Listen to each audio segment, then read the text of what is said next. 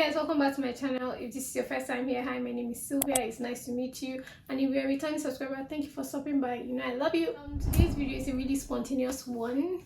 It's let's get comfortable. I decided to film this video today because it's one of those days where I have makeup on and I'm like, why waste this makeup? Let me just film this video, because I had a comment in one of my videos and the person asked I make a video about the admission process in the UK. So that's what this video is going to be about. So stay tuned and just get comfortable, because I'm comfortable. As you can see, I'm on my bed. Okay, so let's get into this video. So the very first thing I want to point out in this video is that I'm speaking about the admission process from my own experience, from my perspective. So it's important that you check out other videos too on YouTube about the admission process here in the UK, but this is just my perspective. Anyways, so to help me out, I have like a notebook here where I've written down literally a bunch of stuff that at top of my head I could remember about like my admission process.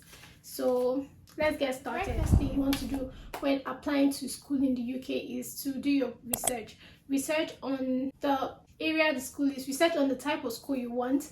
When I was doing my research, I wrote down a list of schools. Okay, I went and I typed top 10 schools for my course. I do intellectual property and innovation, but as of then I was applying for intellectual property only. So I just clicked on Google top 10 schools in the UK for intellectual property, and the list came out. After top 10 I did top 100. So after that I like picked out the schools that I've kind of heard of, and also looked at the cost of tuition. That was very important, because life is all about budgets.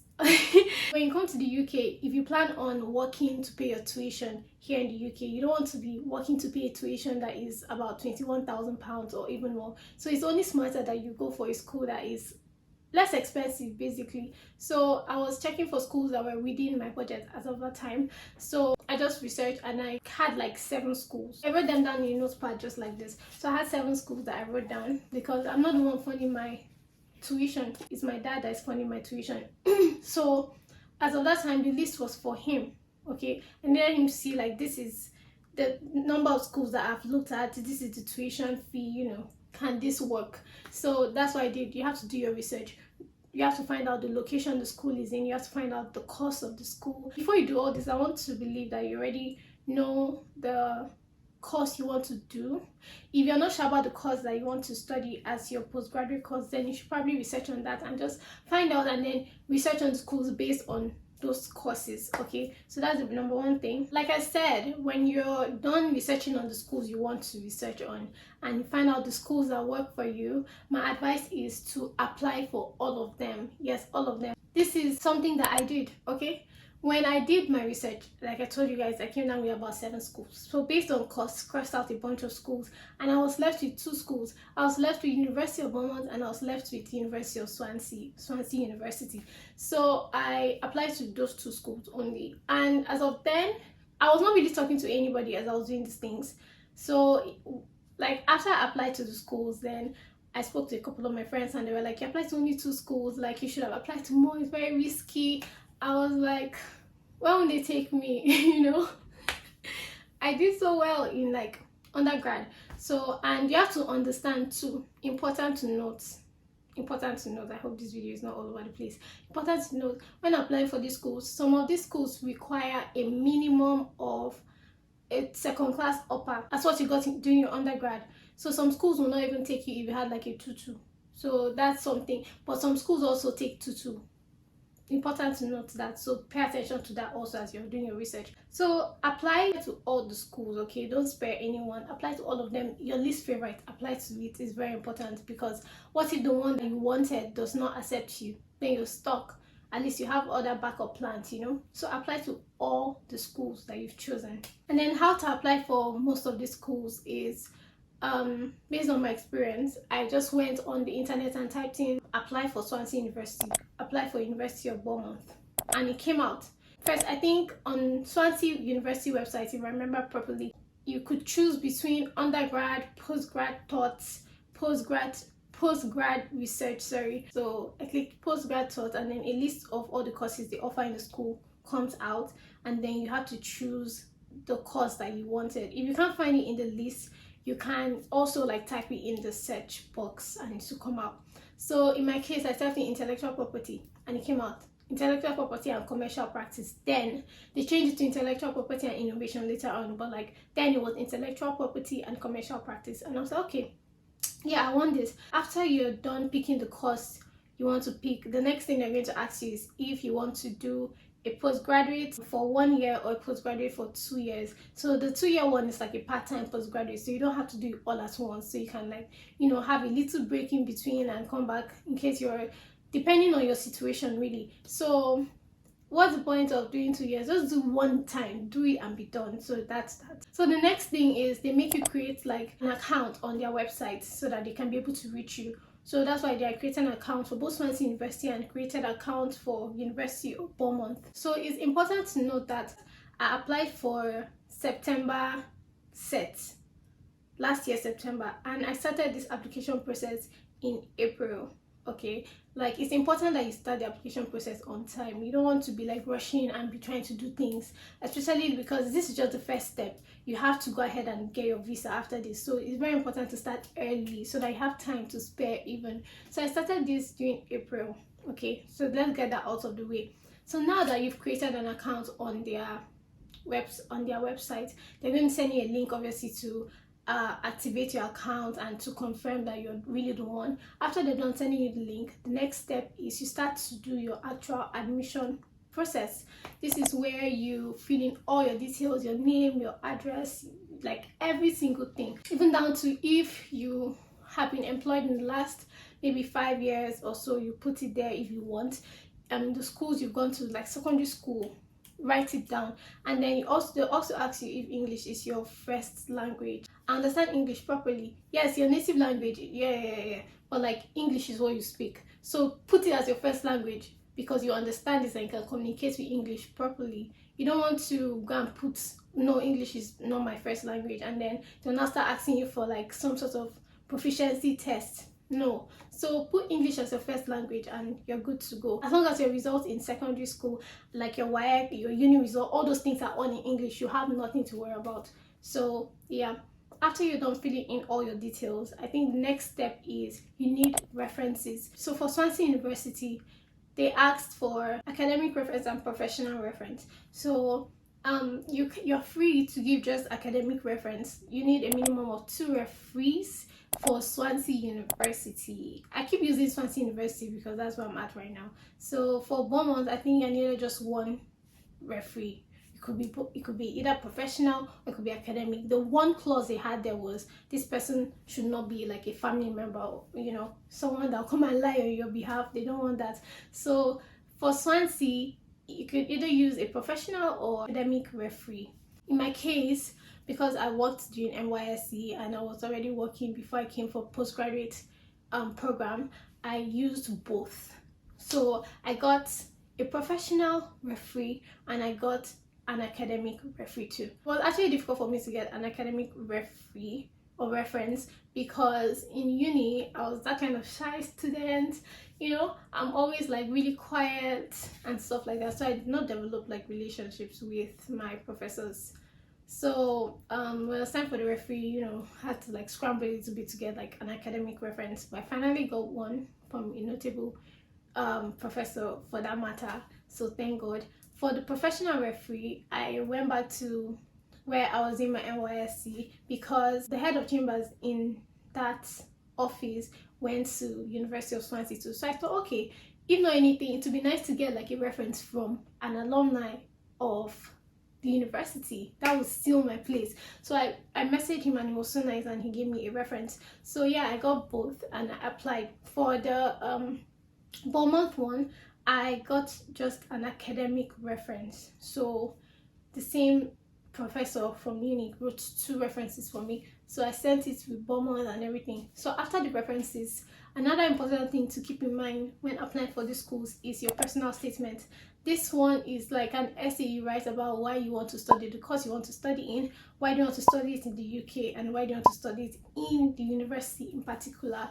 So some university portals or websites would ask you to do like a maximum of 1,002 words or 1,005 words. Some of them will ask you for a minimum of 1,000 words. So to be safe, have like a general personal statement on your laptop in like your Microsoft Word of about 1,200 words to just be safe. Okay, so when I did mine, I actually typed out my personal statement on the Swansea website itself, because there was a box where you could write your personal statement. So I typed it out, I wrote it directly from my heart, I meant every single word, and what I did was I copied everything I wrote from the Swansea University website and I put it into my Microsoft Word, and I edited the name, like I edited the school, Swansea University, and put Beaumont University, literally, and sent it with my Beaumont University application. So what I'm trying to say is that you don't have to write separate personal statement for each school you apply to. You could do like a general one, and then you could just like edit what needs to be edited and send all of them. Okay, so yeah, personal statement was very important. You have to appeal to their hearts, like pull out their heartstrings, make it very beautiful and very imaginative, like, oh, this is what I want to study this course because I want to help the community, I want to help my country, I want to do this, I want to do that. Yes, write all that stuff and be very expressive. They like stuff like that. So yeah, I did my personal statement. So now I have referees, I have personal statement, and I filled in all my personal details already into each website. So that's how I applied for these two schools. I sent in the application, and within days, Swansea University sent back a conditional offer letter. So what they were looking for, why it was conditional, was because I typed out like the name of my referees, but like they sent an email to me telling me that I needed to send an email to my referees telling them to send the reference letters to said email. Okay, so Swansea University had that whole thing set. For Beaumont University, I think I uploaded the reference letters myself, but for Swansea University, they wanted the reference letters sent to a different email account. So that's what happened. So it was a conditional offer based on the fact that they had not gotten my reference letters and they had not gotten my transcripts. Remember, it's very important when applying for the schools that you have your transcript from your undergrad days, or from law school, wherever you have your transcript. So I applied to my university telling them, okay, you know, I need my transcript, and it was during COVID times, so they had to send the transcript to the school from Nigeria to UK. And also I asked the lady that was helping me out, could she give me like an e-copy of the transcript. I had an e-copy, and I also sent the e-copy to Swansea University as well. So they had a copy of transcript from me and also had a copy of the transcript from my university. So that was for Swansea. For Beaumont University, I actually uploaded the transcript, the e-copy. See why it's important to have the e-copy. I uploaded the e-copy on the website, on the portal, on my portal.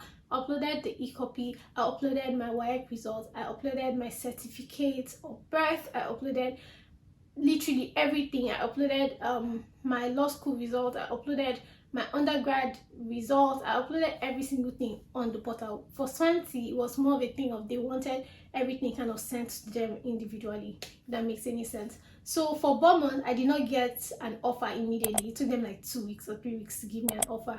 But like for Swansea University, as soon as I sent in all those details that were necessary, they changed my conditional offer to an unconditional offer. So the next stage was they were going to give me a CAS letter. A CAS letter or a CAS number, something I'm going to use for my application for visa, because remember, this is just the first step. You've applied to the school, but like after they give you an unconditional offer to study in the school, the next stage is to apply for a visa. So that's like a whole different procedure on its own, and that's something that frustrated me. Remember, I applied for the school in April, right? So May, I had gotten like an unconditional offer from Swansea and later on from Beaumont, but then visa application was now where I stalled a little bit, okay? And I think low-key I kind of relaxed because I was like, okay, this was easy, so next stage is going to be easy. Basically, what I'm trying to say is I'm going to make a separate video for visa application and accommodation, because accommodation is what stressed me out again. Aside from visa, accommodation showed me shaggy,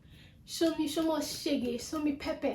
So I have to make a separate video for that, but this video was just for admission process into the university itself. Before I forget, another thing that you also have to keep in mind when applying for these schools is scholarship. So there are going to be a bunch of scholarships flying around right before the next batch. So around this April time, scholarships are like hot, so you have to like apply for scholarships to, you know, scrape off some thousands of pounds off your tuition. For Swansea University, I feel like I'm promoting Swansea University here. For Swansea University, there were some scholarships for the School of Law that I applied for. Some of the scholarships had like maybe £3,000 off.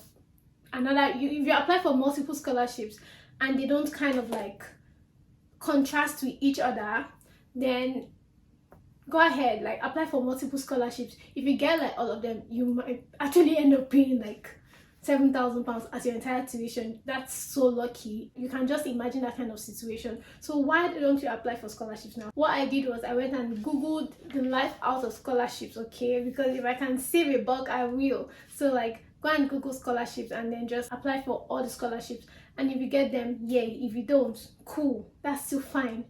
It's not a do or die affair, but chances are that you will get them if your result is so good and you actually like meet the criteria of the scholarship. Why won't you get them? So yeah, that's it for scholarships. Yeah. So this is really all you have to do from my experience for applying to university. You don't need help from any agency, you don't need help from anybody. It's something you can do literally by yourself in your room on your laptop, okay? As long as you have all your documents, literally, if you have everything, you know, in place, start applying. This is February, okay? Before you know it is March, before you know it is April, and you've not applied for your September batch, okay? So like you want to start actually getting your documents now.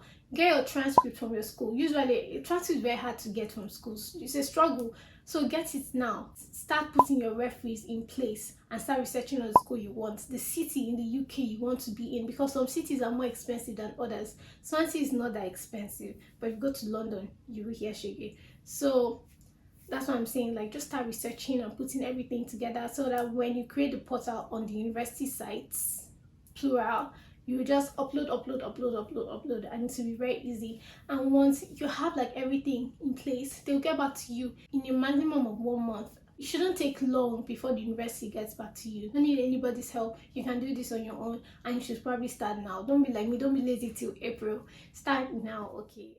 Come to the end of this year. I hope you really enjoyed it. I hope it was informative in some way. I hope it was very, very, very helpful. And thank you so much for watching to the end. If you're not subscribed, please subscribe, and also click the like button. It helps me in my analytics. It helps for my channel to be out there if we get a lot of likes. So thank you so much for watching, and see you in my next video.